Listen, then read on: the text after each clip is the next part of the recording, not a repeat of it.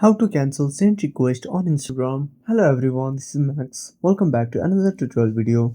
So let's start without wasting any time. Also make sure to watch this video till the end. First of all, open up your Play Store. Now tap on the search icon at the bottom right corner. Now simply tap on the search bar. Now type Instagram. Now tap on the search icon. Now tap on Instagram and make sure to update to the latest version. Now simply tap on open. Now tap on the search icon. Now simply tap on the search bar. Now type the person name you want to cancel the send request. Now once you type the name, simply tap on search. Now tap on the person's profile. Now wait for some time.